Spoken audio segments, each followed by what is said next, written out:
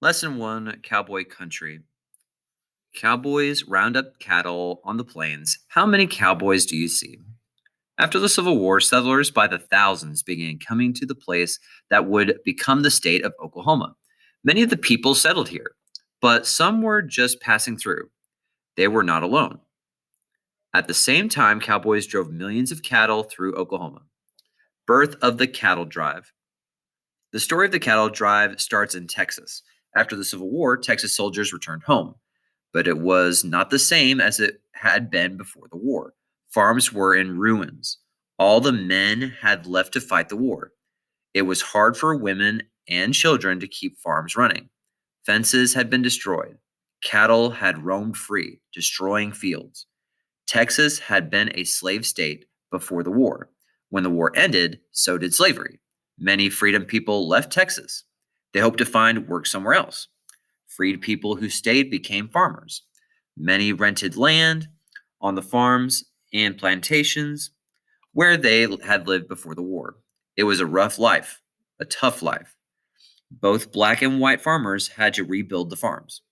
It would take a long time to get the fields back into shape. The Texas Longhorn. Instead of farming, some people tried to find other ways to earn a living. Texas did have a lot of longhorn cattle. There were so many longhorns in the state that they were not worth very much. They sold for about $4 a head, meaning per cow. But that changed when people around the country wanted something different to eat. After the Civil War, more and more people wanted to eat beef. They had suffered and saved during the war. Now that they wanted to eat what they liked, or now they wanted to eat what they liked, they were willing to pay more for it. So the price for beef began to rise. People in Chicago, Illinois were willing to pay $40 a head. Chicago was the center of the meatpacking industry at this time. There was just one problem: how to get cattle from Texas to Chicago. One way was to drive or walk the cattle to Chicago, but Chicago was a very long way from Texas. Some ranchers shipped the cattle by boat, but that was slow and cost a lot of money. The best way was to put them on a train. Texas had a few railroads, but they were expensive to use. Railroads in Kansas were much cheaper. The cattle industry. For most of history, people have had to find food close to where they lived. Crops would start to rot days after they were collected. Meat goes bad quickly, which can lead to sickness. The only way to make meat to keep meat from spoiling was to dry it for days or weeks. Today, we have refrigerators to keep food cold. This keeps it from spoiling quickly. Companies ship frozen meat to all parts of the world. This was not the case in the 1800s. At that time, cattle had been moved closer to where people lived. That way, meat could be sold fresh. Farmers in the North were too small to raise enough cows for everyone who wanted to buy beef. So people in the North began looking for ways to bring cattle from other parts of the country. In contrast, the ranchers in Texas and along the Great Plains were much larger. They raised thousands of cattle. In fact, ranchers had so many cows that they could not sell them all. They started looking for new places to sell their livestock. So, this is a picture here down at the bottom. Cattle herds were large. There were usually 2,000 to 3,000 head of cattle in a herd.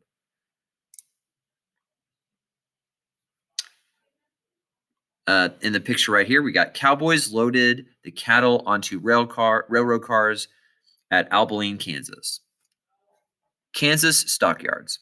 Joseph McCoy was a cattle dealer from Illinois. He had an idea. He bought land in Kansas near a little town called Abilene. The land was along the Kansas and Pacific Railroad. Abilene already had a hotel, a saloon, and a general store. McCoy built a stockyard in Abilene. A stockyard is an area for holding livestock that is closed off with a fence. Now cattlemen could drive their cattle to Abilene. From there, the cattle could be loaded onto rail cars headed to Chicago. The long drive. The trip from Texas to Kansas was called the long drive. More than 6 million cattle were taken on the long drive during the late 1800s. The cattle had to be gathered together before the long drive could begin. This was called the roundup. Each rancher had to count his cattle. Then the ranchers had to mark the cattle. This would keep them. Help them know which cattle belonged to them. A hot iron was used to burn the hide of the animal. This process was called branding. The long drive took at least 3 months to complete. Anywhere from 12 to 15 cowboys herded up to 2,000 cattle at a time. Then they drove the cattle north. Cowboys came from many different backgrounds.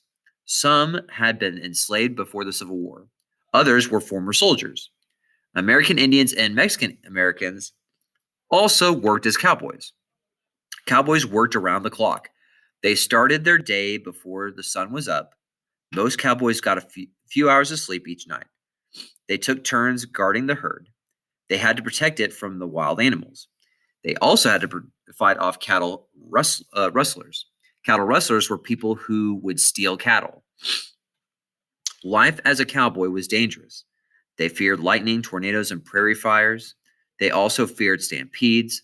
A stampede is a sudden rush of animals. Stampedes usually happen when the cattle got scared or spooked. Cowboys also faced danger from hailstorms. Hail is little pieces of pellets of ice. It can be as small as a pea or as big as a grapefruit. Cowboys threw their saddles over their heads when hailstorms came. Also, they had to watch for rattlesnakes, scorpions, and poisonous spiders. Over here's Teddy Blue Abbott. Here was all these cheap longhorn steers overrunning Texas. Here was the rest of the country crying out for beef and no railroads in Texas to get them out. So they trailed them out across hundreds of miles of wild country. Major cattle trails. We went back to look for him, and we found him along the prairie dog holes, along his horse or beside his horse. All the rest of the horse and the man was mashed into the ground as flat as a pancake. The only thing you could recognize was the handle of his 6-shooter. I'm afraid it wasn't the lightning. I'm afraid his horse stepped into one of them holes, and then they both went down before the stampede. Teddy Blue Abbott. This is jobs on the long drive.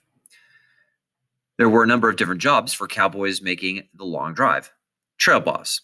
The man in charge was the trail boss. He decided where to set up camp for the night. He also decided who would be hired and fired. He made the decision on how much to charge for the cattle at the railhead. Drover. The drover's job was to keep the cattle together. He also moved them where they were supposed to go. He got up before the sun and bedded down long after it went down. At night, he rode night herd. He talked and sang to the cattle to keep them calm. When he slept, it was in a bedroll on the ground. Cowboys believed a horsehair rope laid around the bedroll would keep out the snakes. Many drovers were needed for a cattle drive. Cook. The cook had many nicknames. He was called the biscuit roller, belly cheater, and bean master. Sometimes he was called cookie or koozie, which comes from the Spanish word for cook. He made the meals for the cowboys from the chuck wagon. Historians think Charles Goodnight created the first chuck wagon. Goodnight built his wagon with a water barrel and tool chest. It had a cabinet set in the back called a box. Cowboy food was called chuck. The chuck box had drawers for food, spices, and cooking tools. It also had a part that folded down as a work table for the cook. Most of the cowboys ate beans. They called them prairie strawberries.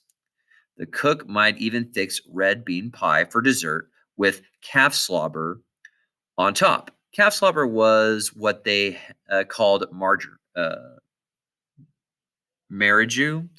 Um, Mariju is a white fluffy topping with egg whites. The chug wagon also had drawers for medicine, sewing needles, and whatever else might be needed for the trail. That's because the cook also settled fights. He doctored the cowboys when they were sick or hurt. Okay, so the cook makes a meal for the cowboys during the cattle drive. Cooks and mules have the same sense of humor. Okay, that completes the part 1 of this lesson.